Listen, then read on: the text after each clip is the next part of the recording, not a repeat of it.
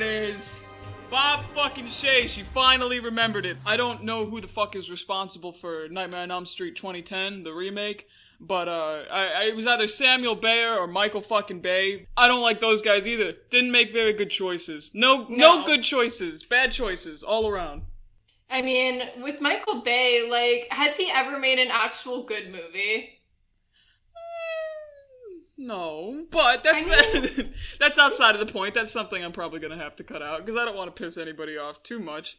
Yeah. Anyway, welcome to the LGBTerrorCast, the podcast where we talk about gays, girls, and gore. You've stuck with us through our terrible pilot episode, and like a narcoleptic in a mattress one, you just keep coming back for more. Quick shout out, Mike from We Watched a Movie, it's his birthday today on Monday, the 28th of September. And, happy birthday, Mike. Happy birthday, Mike. You should go check him out. As for the podcast, we would like to thank anybody who's shown interest so far, like followed us on our social media, subscribed to this channel, given us any sort of shout out.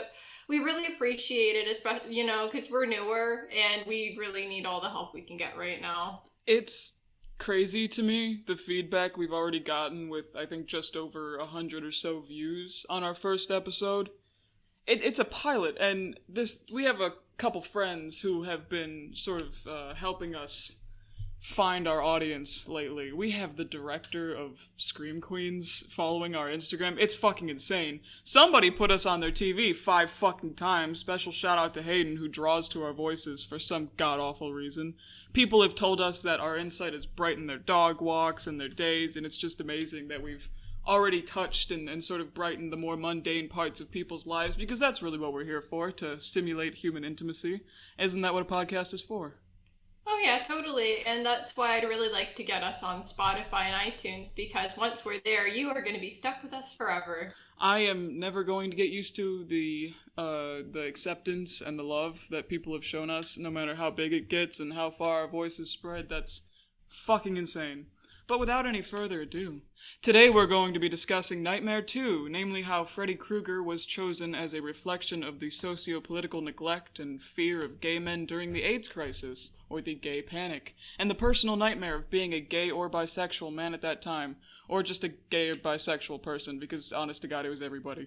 We will save our discussion of Freddy and gender expression, or gender queerness, until Nightmare 5, but I do know, Carling knows more than this than I do, but I do know that this film was originally going to be Nightmare 5, and we can mention that and bring it right back if you want. Oh, absolutely. For the original concept of this film, we were going to get sort of a proto-Jesse Walsh type of character, this teenage boy who moved into Nancy's old house with his pregnant mom and his stepdad. He did not get along with his stepdad, and that was going to be a plot point in the film. Freddy was originally supposed to get inside his mother's womb. He was going to possess the fetus, but they ended up scrapping this idea because the executive at New Line was pregnant at the time, and she found it way too upsetting. So they figured they could keep the possession concept, but the pregnancy thing, as Grendel already mentioned, was basically put on the back burner until they did 5 many years later. And I'm excited to discuss Nightmare 5, even though I don't find it a particularly good movie, because it has a lot of potential for us to commentate on motherhood and the theft of parental autonomy from mothers, and to possibly discuss Freddy, like I mentioned, as a gender-fluid or non-binary allegory, given that he was depicted in a matronly role rather than a patronly one.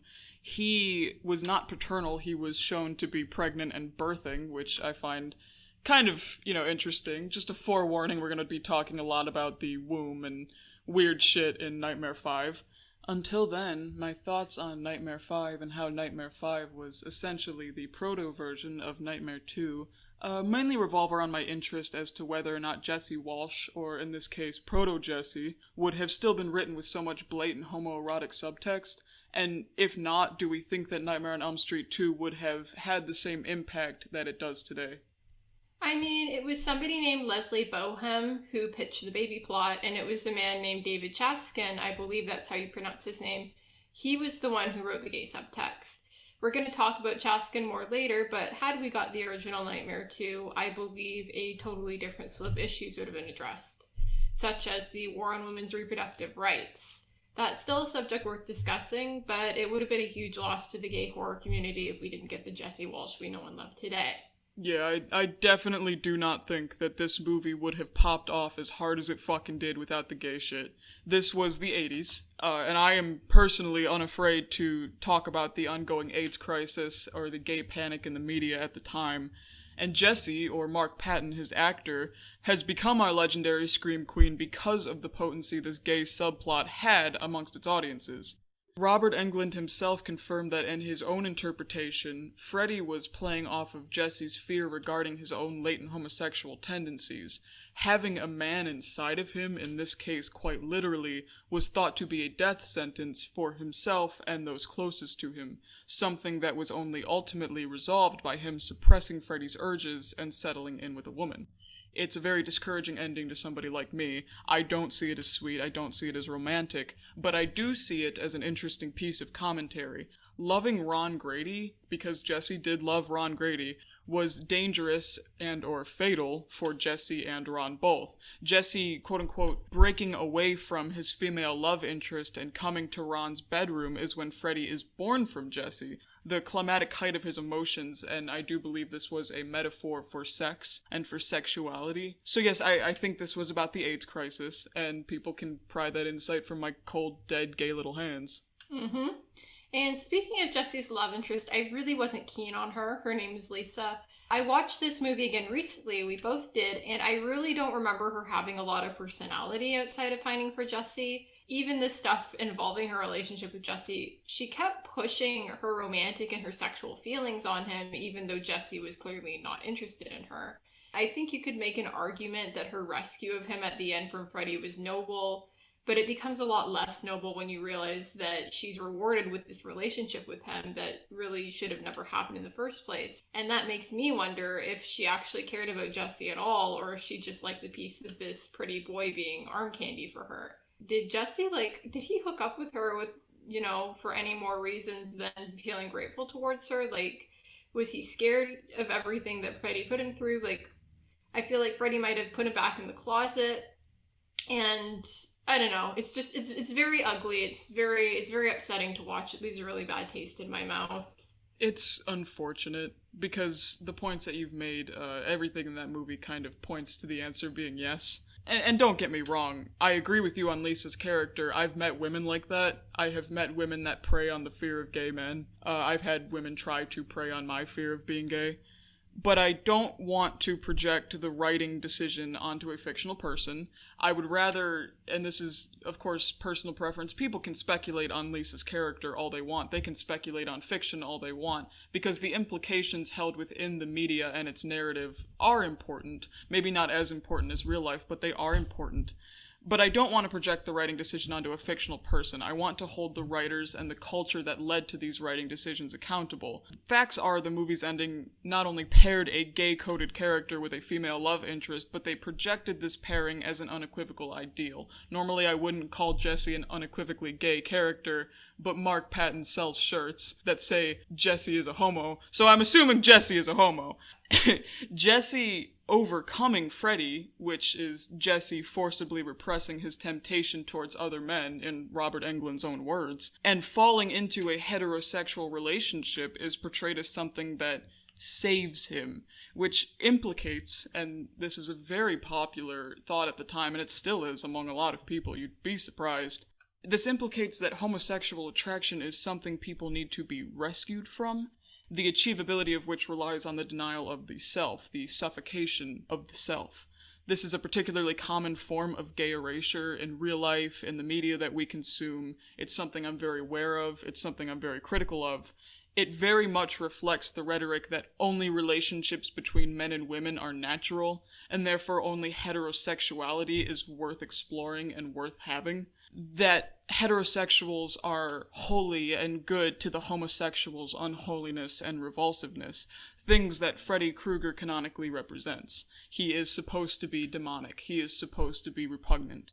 Jesse was forced back into the closet, but it wasn't a fictional woman's decision to put him there. It was the people who made the movie and conceptualized the characters. The issue runs a lot deeper than a love interest, and I can't blame Lisa as a character for that because Lisa isn't real and didn't write the movie.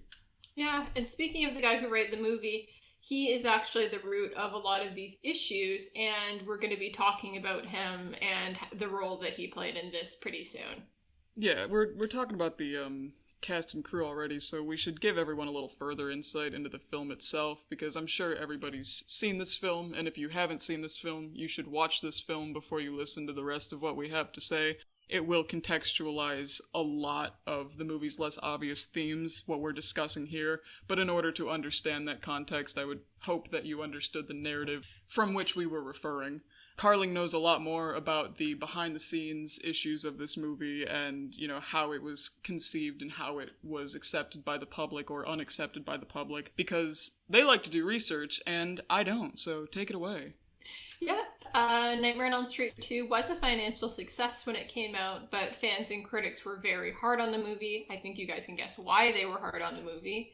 And over the years, people did start to warm up to it. They started, appreciating the homoerotic aspects, and that's what made it a cult favorite.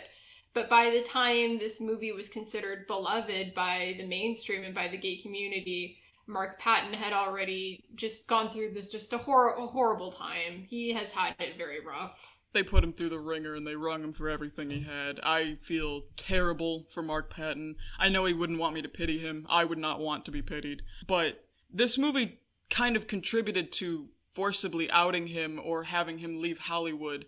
It was a very difficult personal nightmare for him. It led to him exploring his own personal nightmares, what I'm trying to say, his feelings for men and the fear that this would be a death sentence or would make his life and his career exponentially more difficult to navigate. And to be fair, he was not wrong about this. Freddy Krueger was a true paragon of homosexual temptation in Nightmare on Elm Street 2. It extended beyond the film's four walls and into very real people's very real lives. Now, I, personally, highly recommend watching Scream Queen, My Nightmare on Elm Street, which is Patton's reflection on this movie's impact on his life, both personally and professionally. It's an absolutely killer biographical piece, and I respect the hell out of Mark, so we should talk more about Mark. Absolutely. I think we need to talk about who Mark is as a person before we talk about his character in this movie. Mark was raised in the suburbs of Kansas City. He began studying drama when he was in high school. He appeared in productions such as Night Must Fall and House of Blue Leaves. And after he graduated, he headed off to New York with $132 in his pocket. He wound up staying at a Broadway hotel and was able to find work, first as a waiter, and then, after he found an agent, as an actor in advertisements and off-Broadway productions. In 1982, he landed a role in a play called Come Back to the Five and Dime, Jimmy Dean, Jimmy Dean. And he starred alongside four legendary actors, Cher, Sandy Dennis, Kathy Bates, and one of my personal favorites, Karen Black. Mark played a trans woman in flashbacks that took place before his character's transition, and reprised his role in the film adaptation of the same name. This is what launched his Hollywood career. 3 years into Hollywood acting, he landed the lead role in Nightmare 2. And, thank God that he did, because I have the most massive comfort crush on the character of Jesse Walsh, and I think I have since I was 16 and first caught this movie. Him dancing around his room to 80s boner jams and bumping the furniture with his ass, I felt that. Gay characters, or gay-coded characters like Jesse, especially when played by actual gay people, and there's something to be said, of course, for a gay man playing a trans woman, but we're not going to get into that because it's kind of a modern issue. It's not a modern issue, but it's been taken into modern concern. Mm-hmm. They do matter. This representation is important. It does matter. God knows I wouldn't know who I am without them, and I can't imagine not knowing that I'm gay, because I know that you can't imagine not knowing that I'm gay, because that's my fucking nightmare. I would hate to be a heterosexual. Ugh. Yeah, you're like one of the gayest people I've ever met in my whole fucking life, so I really can't imagine that. That's just weird. It's wrong. Talk about a horror movie. Real life horror. And following the release of Nightmare 2, that's unfortunately when Mark's life started all these issues just started cropping up because of this film.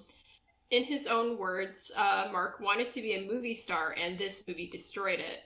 Though he was out and proud in New York, not Hollywood, Hollywood was the place that was very different and very homophobic.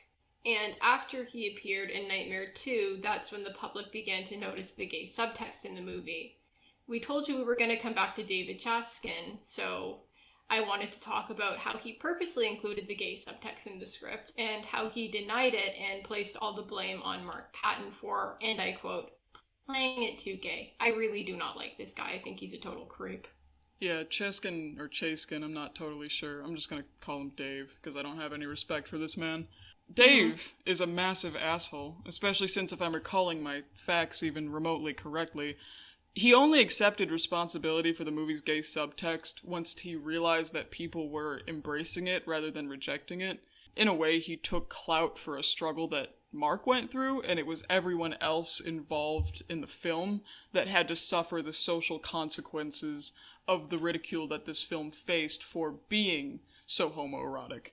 People love to scream and cry about virtue signaling, and they especially love to blame people within the LGBT community for doing it when we talk about our own experiences. But if you want to see a real example of virtue signaling, I would just look at the shit that Dave pulled here. Nothing is less noble than only supporting gay interpretations when you profit from them and receive no further criticism in the mainstream for them. I don't know anything about Dave or his personal situation, like, let me make that clear, but even if he is a gay or a bi dude, which I kind of doubt he is, because most gay or bi dudes would not fucking throw each other under the bus like that, this is a dick move. This is not a nice person thing to have done. And that's the thing, Mark knows that, and he said that one of the main reasons that he did Scream Queen was to call Chaskin, or Dave, or whatever you want to call him, out on everything that he did. I don't think, yeah, it's like you said, I don't think he likes dudes at all. I think that he admitted to adding the gay stuff as an exploitation element of all things. And the director, whose name I can't even be bothered to remember right now because this guy seems like a dick too, claimed that he had no idea it was there. And what he told Mark just very recently, like within the past 2 years, is that he needs to apparently move on and forget what happened to him in the mid-1980s. So I don't really give a shit about this guy. You know, I don't really want to give him too much credit. It's disgusting. And I have to give major credit to Mark where it's due, because he's had to put up with these people at things like conventions and just behind the scenes stuff to this day. He's very like gracious towards them. He's very polite, and I couldn't be that way towards people who just fucked me over like that. So more credit to Mark. Another thing I wanted to talk about was that he received a request from a gay magazine called The Advocate after he did the Jimmy Dean movie, but he was told that he couldn't speak with the gay magazine even though he played a character who belonged to the LGBT community. And then in 1987, which was 2 years after A Nightmare on Elm Street 2, he was cast to play a groundbreaking gay character in a CBS TV series, but only under the condition that he pretended to be straight in real life. Understandably, Mark was really fed up with all the homophobia that was being thrown at him, so he decided he was just going to stop acting altogether and decided to become a successful interior decorator. I would have fucking left too. I can pretend to be a lot of fucking things, but if you asked me to play a straight guy, like, in real life, like fucking LARP a straight guy as my own personal identity, that is way outside of my pay grade, and I'm fucking unemployed. Yeah, no, again, personal nightmare, not gonna happen. I would not pass myself off as straight if you had a gun to my head, which at some point in my life that's probably going to occur because people hate us, but that's fine. It's not fine, but that's fine. I have a question. And I think you have an answer.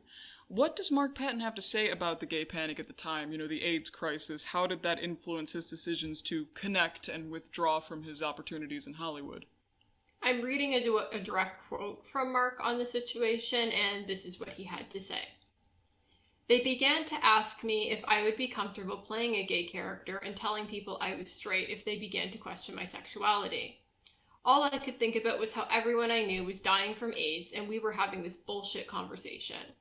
My heart just broke, and that was the line for me. I knew I would never be able to do what they were asking, so I walked away from Hollywood and decided to move to a place where it was totally acceptable to be gay. And that's the end of the quote. It's very sad. I feel terrible that he ever had to put up with any of that. And as if that isn't bad enough in itself, Mark actually discovered he was HIV positive 3 days after his 40th birthday. He did thankfully make a recovery at the hospital, and after he was stable, he decided to move to Mexico, where he met his husband, Hector. Hector Morales Mondragon is his husband's name, and they got married in 2004. Mark is a Total fucking babe still, by the way. He is. He's really handsome. I follow him on Instagram, and he seems to be doing really well. It was in 2010 that he was approached to appear in the Nightmare on Elm Street documentary, Never Sleep Again.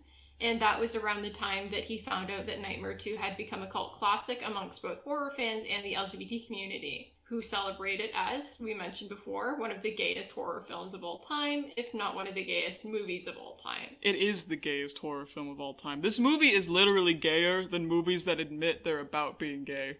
Yeah. If I'm not mistaken, that's part of the reason why Mark agreed to appear in the documentary. He was finally able to be truthful about his sexuality, and Chase Skin, Dave, whatever, finally admitted that he included the gay subtext. And since that time, Mark has been hailed as the first male scream queen and tours horror conventions all over the world. He sells t-shirts with some of the gayer lines from the movie, such as, "He's inside me and he wants to take me again," along with the more derogatory ones, such as, "Jesse is a homo." So as you can see, Mark's kind of reclaimed that, and I'm very proud of him for that. That is not an easy thing to do. He donates a lot of the money that he makes from his appearances to HIV treatment organizations and charities for LGBT youth, such as the Trevor Project. I love this guy. He's fucking great. And if there is a link anywhere, which I don't know if there is, we're gonna check afterwards because I don't like doing research, that's Carling's thing. Yep. If there is a link to purchase one of these shirts, I need it. We need it in the description. We need to ask him if we can make inspired merchandise off of these shirts, because I want every fucking one of them. I don't know if there's a Freddy is a homo shirt, but if there is, I need that one too, because, yeah, sure, I know Freddy's, like, technically bisexual, but I don't care. And we will also... We're allowed to call him a homo. I'm allowed to call you a homo, sir. You're allowed. No, it's fine. You can say it too. You have a pass. Yeah. We will also be including a donation link to the Trevor Project if you'd rather donate directly instead of buying one of Mark's funny shirts, if you can buy one of Mark's funny shirts. But I don't know why you wouldn't buy one of Mark's funny shirts if you're able to buy one of Mark's funny shirts and donate to the Trevor Project, which you should just do both because, both help. It's a nice thing to do. As of 2013, Mark and Hector owned an art store and I'm very sorry if I mispronounce this. You're going to mispronounce this. Yes, very sorry. Porto Vallarta? I sound so white because You are. And that's where Mark sells some of his own work, including a line of painted handbags that he designed himself, and they are gorgeous. And he still flashes that Freddy glove around too, handbags and acrylics, because we love our queen. In 2019, he finally got to release his documentary, again, called Scream Queen, My Nightmare on Elm Street. He produced it himself, and it is available to watch on Shudder. I really recommend you guys check it out. It is both just a good...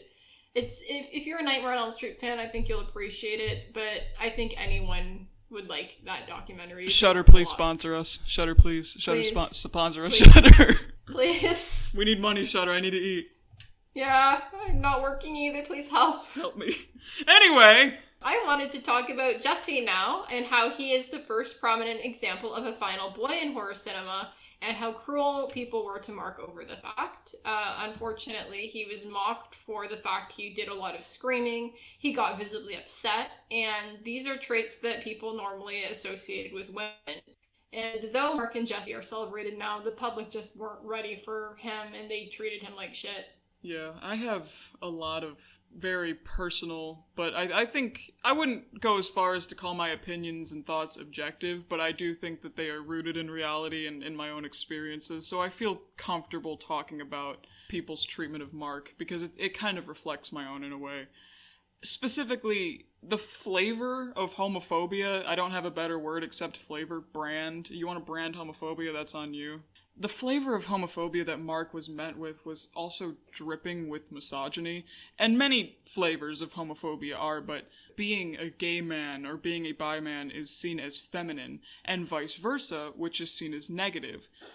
To a lot of these people, being seen as feminine means that you're lesser than a real man, aka a person who performs masculinity to the degree that is expected of them, which it's not an inherently bad thing to do if you want to be a masculine person. It doesn't matter if you're cis, it doesn't matter if you're gender conforming, I don't give a shit. But what I'm saying is these people weaponize the fact that they are, and they hold it as an idyllic standard over other people, and Honestly, I don't know how they have the energy to fucking care that much about what other people do. I can feel the anger from certain people watching this who just stumbled on it in the first place, but like, dude, calm down. It's not that deep. Like, just, no, it's not fucking offending you if somebody, like, wants to paint their nails or wear a hoodie or something and you don't think that they should. It's not your business. Do you think that all women should wear skirts? Like, calm down. This isn't the 1950s.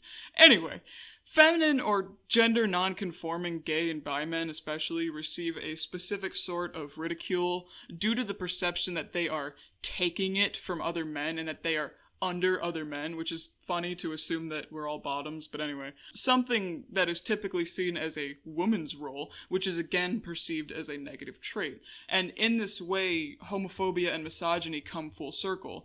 Women should be just as appalled, whether you're lesbian, bisexual, or a straight woman or whatever, by the way that Mark was treated, and as any gay or bi man should, because we suffer from the same ideology in certain ways, and that ideology is specifically applicable here. And you know, I wanted to mention this earlier, and I think now is a better time to bring it up. One of the things that Chase Skin Dave is what I'm going to call him, one of the things that he had the nerve to say to Mark when he was forcefully outed, he says, "It's not my fault. I didn't write that he screamed like a woman. These are actual words that came out of this man's mouth. Fuck him. Fuck that guy. I don't care if he apologized to Mark. You know, if Mark chose to forgive him, you know, I respect him for that. But I have no reason to like this guy. Why should we as, like, a community forgive him after the shit he pulled? And honest after to what he God. put Mark through? Honest to God, the only assumedly straight man that I respect on the fucking cast of staff of that movie is Robert Englund. Speaking of Robert Englund, I actually wanted to talk about how he was aware that they were making a gay film, and he actually tried to play up the homoeroticism on Freddy's end intentionally. Like, you know, just he was playing with Jesse's hair and he was touching his face. I think you have quite a bit to say about that. Oh my god, yes. Anyway, Robert Englund, you fucking hunk of man, you surprisingly 5'10" hunk of assumedly heterosexual man, please email us. Robert Englund asked himself if oh god. You asked if he could get really sexy with Mark's mouth on the set of that movie. He mentions the intimacy of the violence in a way between Jesse and Freddy as this seductive, devilish sort of dance, which is my words, not his, but it's essentially what he was saying. The way Freddy touched Jesse was both the prelude to a kiss and an allegory for oral sex, or could at least be interpreted as such. So much of that movie's homoeroticism is owed single-handedly to Robert's performance as Freddy, and Freddy is this villain who is distinctly and blatantly into men, just as much, if not more so, as he is into women.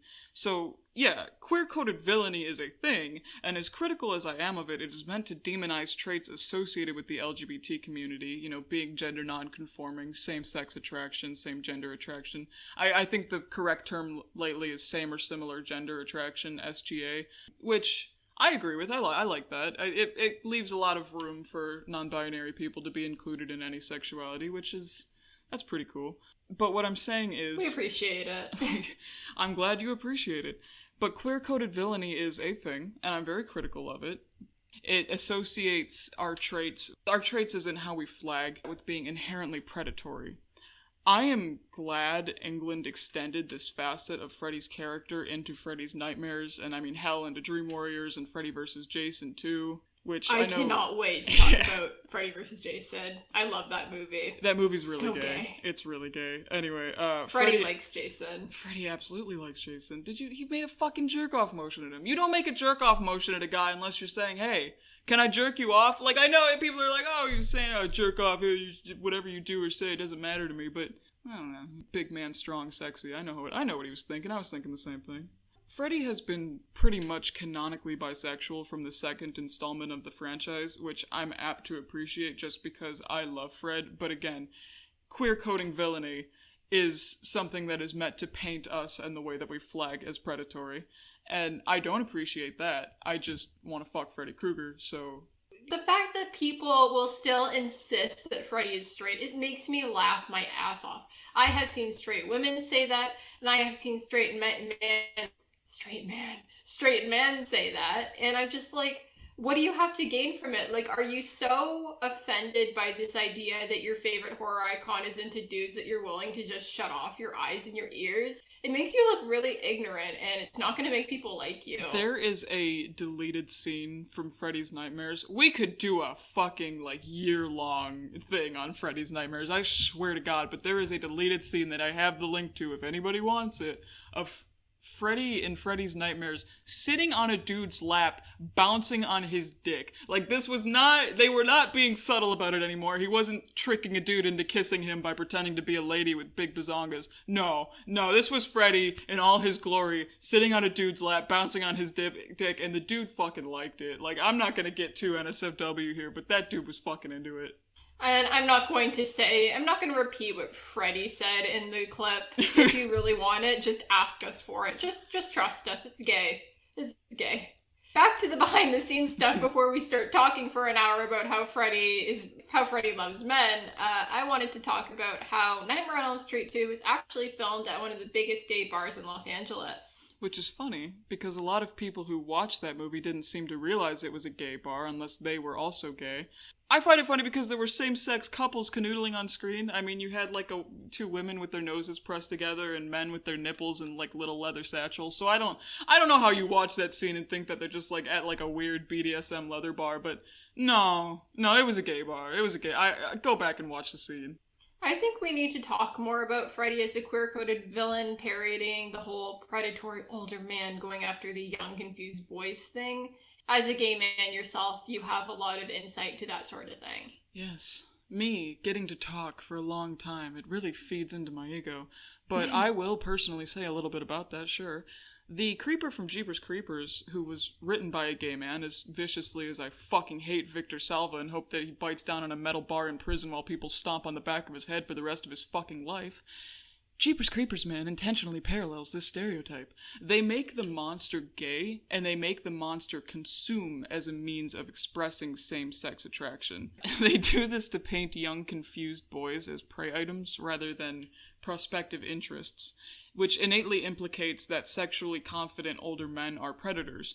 Predators, like Freddy is implied to be, do exist in the gay community, but this was not a respectful way to reflect the fact, especially if you consider that they considered making Freddy a pedophile, this whole idea that the creeper preys on 14-year-old boys and shit. There is a way to discuss predatory behavior within the gay male community that is not exploitative, and all Dave was doing was being exploitative, and I'm sure that all Victor Salva was doing was projecting some weird fucking fantasy on a character who, quite frankly, is way too good for that and doesn't deserve his director.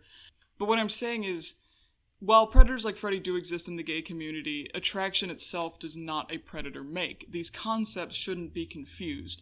Predatory gay and bi men exist is a true statement, but it is not a statement that is mutually exclusive to gay and bi men are not inherently predatory for liking other men. Being an LGBT person, whatever acronym or letters of the acronym that you fit under, does not make you a predator. Lesbians and bi women suffer the same stereotype. They are often blamed and scolded for adopting the male gaze simply because they're attracted to other women. And don't even fucking get me I know. You can talk about that a little if you want, but don't even fucking get me started on trans people being painted as deceptive or fetishizing for wanting their attractions to be treated with respect just because they're trans. Like, that's another episode for another time, but that shit really pisses me off too. We will be doing episodes about being trans, we will do episodes about being non-binary, and we're going to do episodes on being a lesbian, which I know quite a bit about. But as of right now, we're going to be talking about how eroticism and fear tend to overlap in Gothic fiction as well. How the male villains tend to possess a sexual threat against women and lesser men. And that's something that's existed since before Dracula. I feel like you could probably talk about Grendel, not yourself, but the character, as an early example of a queer-coded villain, and you could maybe talk a little bit about his mom, too. If nobody could tell by the name that I've applied to myself, I fucking love Grendel. He is my all-time favorite literary antagonist in anything ever. Approach this little rant I'm about to go on with the understanding that I am going to tie this back to Freddy Krueger and queer-coded villainy in the horror genre specifically at the end of it. But I do want to talk about Grendel for a second. We could do a Grendel episode eventually, I think. Oh, please. Yeah, we need to do some literary episodes. But, in John Gardner's novel, aptly named Grendel, our titular character is portrayed as being attracted to, or at least fascinated sexually and physically, and excited by the male physique, whilst he is repulsed by any female expression of sexuality. I use male and female in this sense in terms of biological sex. Yes, I know biological sex is just as much of bullshit as gender roles is bullshit, but we are talking about 550 AC, and this is Europeans, and they had no fucking idea what they were saying. That's what I'm getting into. He views anybody who identifies as a woman, he views their nude bodies as disgusting. He loathes them. He's scared of them. They make him cry. He doesn't want anything to do with them. But when he sees Beowulf stripped down, and when he sees these other men stripping down to their skivvies, and he listens to them telling poetry, and he sees how powerful they are, his mouth waters, his skin tingles, and that is, to me, a clear representation that Grendel is a homosexual. Similarly to Freddy, and similarly to the Creeper, and this came before either of them, the way that Grendel therefore interacts with these so-called innocent, godly, perfectly heterosexual male villagers involves him feeling that they've rejected him. He becomes enraged by this rejection, and he kills them, he eats them. Same-sex attraction has almost always been depicted in specifically Eurocentric media as this consumptive and monstrous thing. This lethal thing to the rest of society. This thing that does not accept no as an answer and does not only not care if you're scared of it, but actively delights in your fear, as Freddy does, and as the Creeper does. If you've noticed, that is a theme with them. They like that you're afraid. They want to make you uncomfortable. They are also portrayed as bisexual or gay. And in Gardner's case, he was not, as an author, blaming Grendel for what he did in the narrative, but the facts remain the same, and Grendel's mother, who was twice as large and 10 times as vicious as her son, was this fearsome, hairy metaphor for trans womanhood. So yeah, gay villains and trans villains and how they're depicted as these bestial, twisted creatures living on the fray of society, who go into society only to prey on society's most wholesome and undeserving. This is nothing new. Freddy Krueger did not start this, Freddy Krueger did not end this, and he was absolutely a part of this. Nightmare on Elm Street 2 contributed to the broad popularization of this archetype, but in no way was it the birth of it. And I don't know if Carling wants to add anything else here. This is probably going to be a shorter episode, maybe around 30 minutes, but if you want to talk about anything else, feel free. The last thing I wanted to mention, it's really more of a side note. Nightmare on Elm Street 2, I think this is the movie where Freddy was actually being recognized as a character, while the first movie was more about the concept of a man that invades your dreams, and if you haven't seen episode 1, we talk a lot more about that. Nightmare 2, I think, is when people began to realize who Freddy Krueger is. Critics were taking note of the fact Freddy talks a lot, and it's funny because he does talk quite a bit in this one, but, you know, he gets even worse in the later sequels. Any fan of Freddy or horror in general knows that.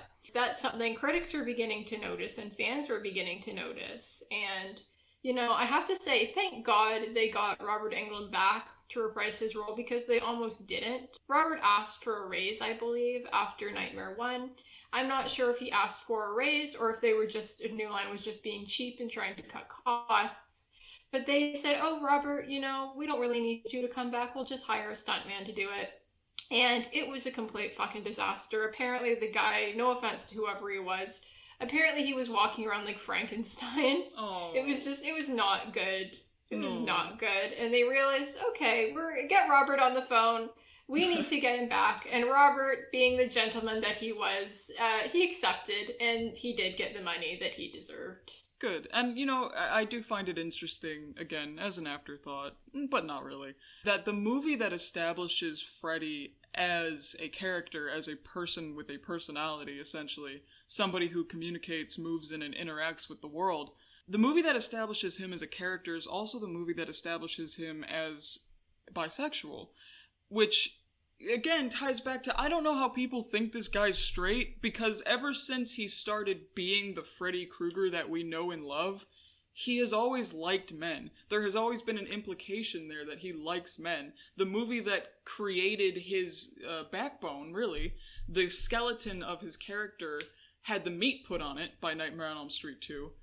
The movie that meatified him was the movie that established that Freddy Krueger... Yummy, was just as seductive and just as much of a sexually aggressive force towards men as he was towards women. Jeepers Creepers established that right in the first movie, but this one took till a sequel. And that's fine. But how the fuck do you think Freddy Krueger's a heterosexual? He pinned Jesse, poor Jesse, he pinned Jesse against the wall by his throat and called himself daddy. I don't know how you look at that and you're like, he's circling his mouth with his knife, but I'm sure that's a heterosexual thing to do. That's just what bros do. I could go on this rant about how heterosexual female fans treat Freddy in particular because it makes my fucking blood boil. But I know myself and I know how I get when I'm mad. So we should probably save that for the episode where we just discuss Freddy Krueger as a character, I think. The fuck it catch-all episode, yeah. Yes. Other than that, that is all we really have to say for today. I would like to know in the comments down below if people prefer shorter episodes with a little more script and a little more structure, or if they would rather us go into our longer episodes and kind of just let ourselves go wild. Ultimately, what we are doing this for is not just for the education, but for the entertainment of our listeners, because we really do appreciate you guys more than anything. No matter how many of you there are or will ever be, you guys are the best. We like that we touched anybody's life, much less over 100 people already. That's insane. Really flattering. It's amazing. And I hope beyond anything that we can continue to provide content that you guys enjoy. Thank you for coming, really.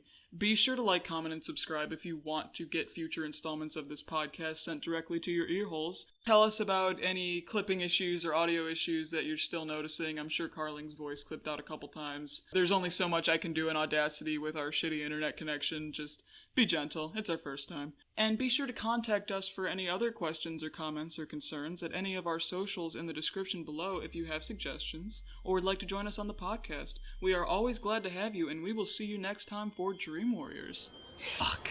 Stay frosty, my friends.